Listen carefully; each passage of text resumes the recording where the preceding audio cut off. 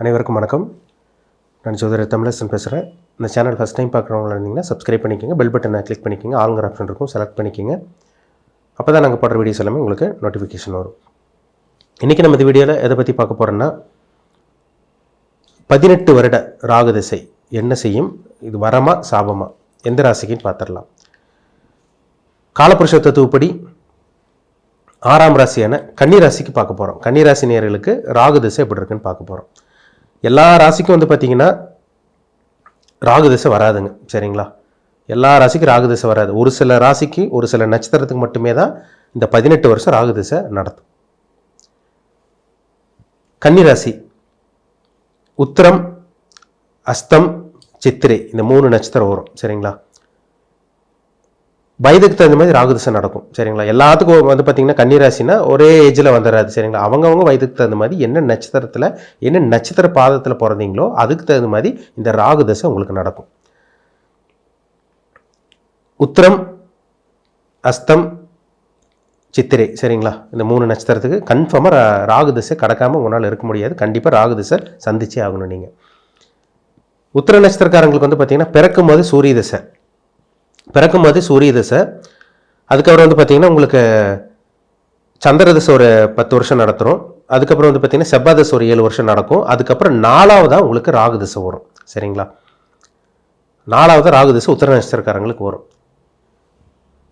அஸ்த நட்சத்திரக்காரங்களுக்கு பிறக்கும் போதே சந்திர தசை, 2ஆவதாக உங்களுக்கு செவ்வாய் தசை 7 வருஷம் நடக்கும். 3ஆவதாக உங்களுக்கு 18 வருஷம் ராகு தசை நடக்கும். சித்திரை நட்சத்திரக்காரங்களுக்கு பிறக்கும் போதே செவ்வாய் தசை, 2ஆவதாகவே உங்களுக்கு ராகு தசை வந்துடும், சரிங்களா? அதனால சொன்ன வயதுக்கு தகுந்த மாதிரி நீங்கள் என்ன நட்சத்திர பாதம் அதுக்கு தகுந்த மாதிரி தான் இந்த தசாபுத்தி உங்களுக்கு நடக்கும், சரிங்களா? 18 வருஷங்க. ராகு மிகப்பெரிய ஒரு பிரம்மாண்டத்துக்கு உண்டான கிரகம், சரிங்களா? ஆசையை தூண்ட வைக்கிற கிரகமே ராகு தான். ஒரு மனுஷனை கொண்டு போய் இருட்டுக்குள்ளே கொண்டு போய் தள்ள வைக்கிற கிரகம் ராகு தான். ஒன்றுமே இல்லாமல் பிளாட்ஃபார்மில் இருந்தவொன்னே கொண்டு போய் ஒரு மல்டி மில்லியனராக மாற்றுறது, மிகப்பெரிய கோடீஸ்வரனாக மாற்றுறதும் இந்த ராகு திசையில் தான். அது நிறைய ஜாதகத்தை பார்க்கும்போது தெரியுது, சரிங்களா? ஏன்னா ராகு பார்த்திங்கன்னா கொட்டி கொடுக்குற கிரகம். ஒரு மனுஷன் கீழே வர வைக்கிறது ராகு தான், மேலே கொண்டு போகிறது ராகு தான், சரிங்களா? கோபுரம் வச்சு கொண்டு போகுதுன்னு சொல்கிறாங்க பார்த்தீங்களா? நான் ஒன்றுமே இல்லாமல் இருந்தேன், ஆனால் திடீர்னு பணக்காரனை மாறிட்டேன், என் வாழ்க்கை இந்த அளவுக்கு மாறணும்னு நினச்சி கூட பார்க்கலன்னு சொல்கிறாங்க பார்த்தீங்களா? அது இந்த ராகு திசையில் தாங்க நடக்கும். 18 வருஷம் எண்ணி பார்க்க முடியாத அளவு கோடீஸ்வரனோட ஜாதகம்லாம் பார்க்கும்போது அந்த ராகு திசையில் தான் சம்பாதிச்சவங்க தான், இந்த ராகு திசையில் தான் சம்பாதிச்சவங்களாம் இருக்காங்க. இந்த ஷேர் மார்க்கெட்டில் திடீர்னு பணக்காரன் ஆனது, பெரிய ஒரு கான்ட்ராக்ட் கிடச்சி, பெரிய ஒரு டீலிங் வச்சு, பெரிய ஒரு நல்ல விஷயங்கள் நடந்து, ஒரு நண்பர்களோட கான்ட்ராக்ட் நடந்துச்சு, அது மூலமாக சம்பாதிக்கிறது, இல்லை ஷேர் மார்க்கெட்டில் சம்பாதிக்கிறது, இல்லை சூதாட்டத்தில் சம்பாதிச்சு ஜெயிச்சவங்களாம் இருக்காங்க. இந்த பிட்காயின், இந்த கிரிப்டோ கரன்சி, இந்த மாதிரி விஷயங்கள்லாம் இருக்குது பார்த்தீங்களா? அந்த எம்எல்எம்லாம் இருக்குது பார்த்தீங்களா? அதெல்லாம் சம்பாதிச்சவங்க இந்த ராகு திசையாக தான் இருக்கும். இல்லை சொந்த தொழில் பண்ணிகிட்டு இருக்கவங்களுக்கு ஒரு திடீர்னு ஒரு நட்பு கிடைக்கும், ஒரு கான்ட்ராக்ட் வரும், நல்ல ஒரு பழக்க வழக்கங்கள் ஏற்படும், அவங்க சப்போர்ட் பண்ணுவாங்க, அடுத்த கட்டத்துக்கு போயிடுவாங்க. பார்த்தா ராகு திசையாக இருக்கும். இதெல்லாமே இந்த ராகு திசையில் தான். ராகு ஒருத்தர் கொட்டி கொடுக்குன்னு நினச்சிட்டா கொடுத்துட்டு போயிட்டே இருப்பாருங்க. கீழே தள்ளுன்னு நினச்சாருன்னா அவர் மாதிரி ஒரு கிரகமே கிடையாது. ஏன்னா சர்ப்ப கிரகம், நிழல் கிரகம், ஆழமான இருட்டு ராகு. இப்போ சனி பார்க்க எவர் தடுப்பாருன்னு சொல்கிறாங்க, அதே மாதிரி தான் ராகும். ராகும் பார்த்திங்கன்னா கிட்டத்தட்ட சனி மாதிரி தான். சனி ஒரு நீல நிற இருட்டு, ராகு ஒரு ஆழமான இருட்டு.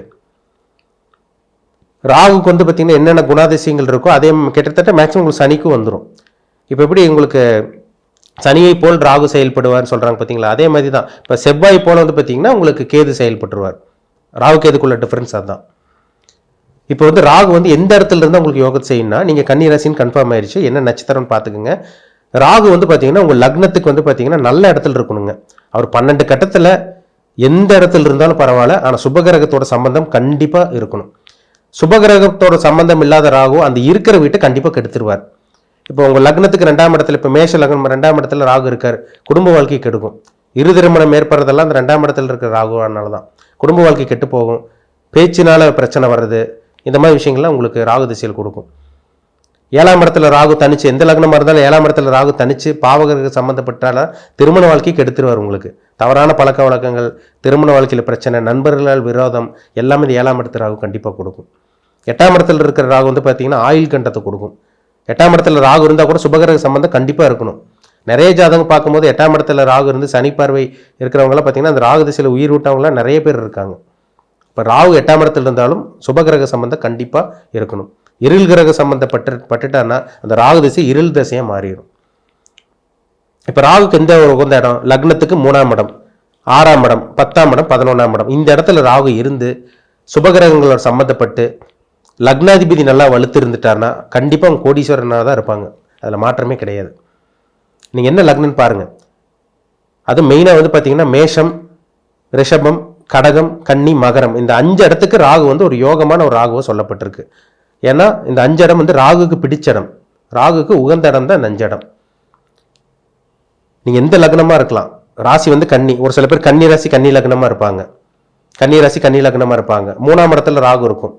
தனிச்சிருந்தாருன்னா அந்த ராகு திசை கெடுக்கும் உங்களுக்கு. செவ்வாய் போல செயல்படுவார் உங்களுக்கு. 8ஆம் அதிபதியே வேலை செய்வார் உங்களுக்கு. அப்போ அந்த ராகு சுபகிரக சம்மந்தப்பட்டால் ராகு பெருசாக கெடுக்க முடியாது.